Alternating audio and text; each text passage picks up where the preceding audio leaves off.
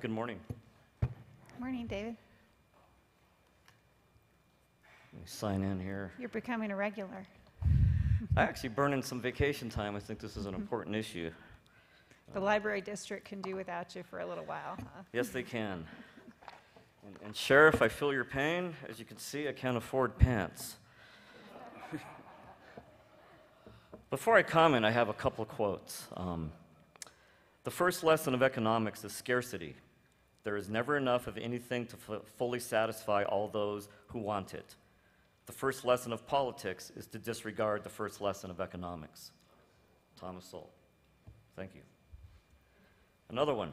A wise and frugal government, which shall restrain men from injuring one another, which shall leave them otherwise free to regulate their own pursuits of industry and improvement, and shall not take from the mouth of labor the bread it has earned. This is a sum of good government. Anybody? Thomas Jefferson. Thank you. Got a historian here. It's his first inaugural in 1801. I urge this board to vote no or against the placement of this tax increase onto the November ballot.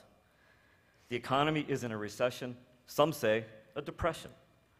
Asking the voters to increase their taxes is not a question that will be popular. The sheriff assured that, nor will it pass. The sheriff's department must once again, sadly, tighten its belt, its budget belt, like many of this county citizens have, including me. I've gone without a raise for 7 years. You throw in inflation in, my spending power is dramatically reduced. My fleet of vehicles, the ones I drive, are 25 years old. I got my own personal issues, and I think I'm not the only one in this county. My family's been here since 1876. This is a very conservative community, and I think most of the citizens of the county know darn well that it's tough times out here, and that, yes, it does take a long time, and I do feel for the sheriffs that go out there and have 3, 4, 5 calls, can't get to them, and yes, lives are being lost. But is this the right answer? That's truly the question. This board must recognize, as noted in Jefferson's quote, that a wise and frugal government shall not take from the mouth of labor the bread it has earned. Instead, we should reduce spending. And I know you guys have been doing the best you can, and I understand that, but we have to do more. I've managed for 7 years at a personal level. My family doesn't starve. We make ends meet, and I do my damnedest to protect myself. Outsourcing or privatizing services and seek ways to attract businesses to open and to move into El Paso County is truly the answer versus increasing taxes.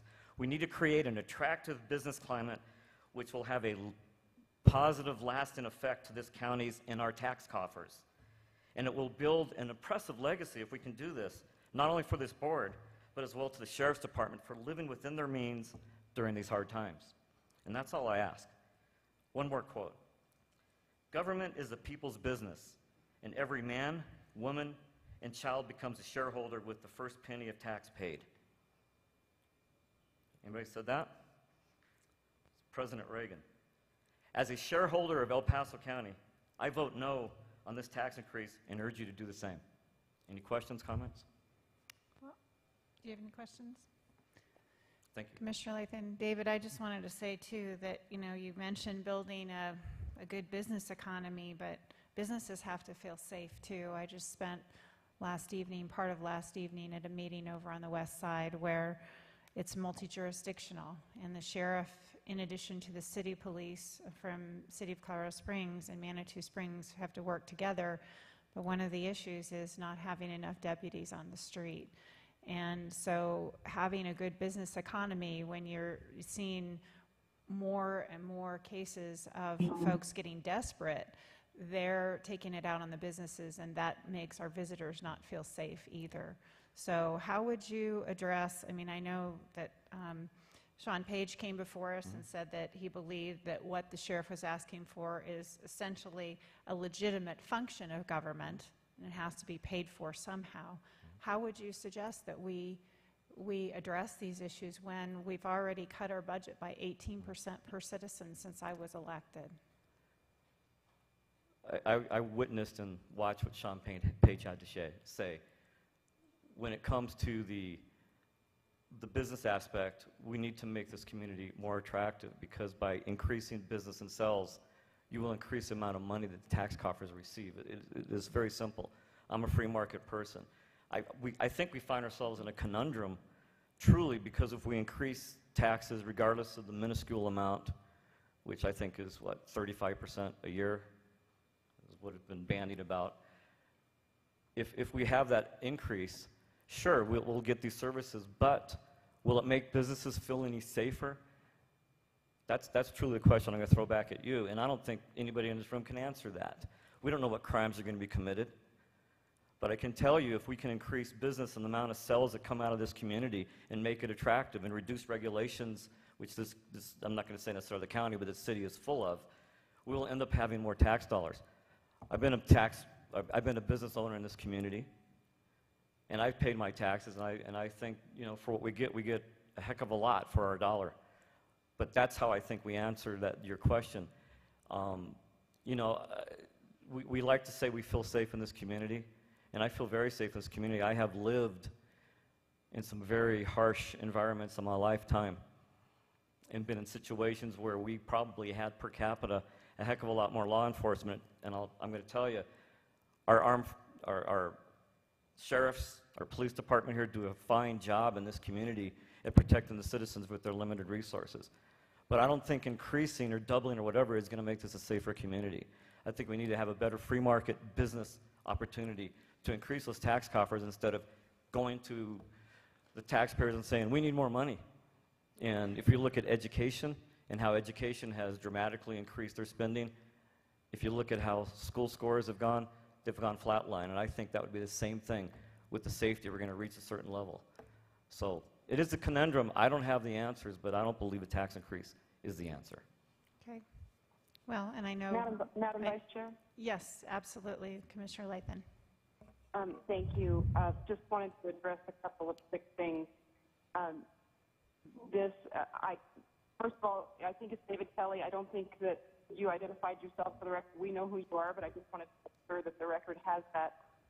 One of the things that I have been working on for the past 3 years aggressively, one of the most important things that I've been doing is to reduce the effect and the burden of the El Paso County Land Development Code, specifically for the purpose of making it easier to do business in this county.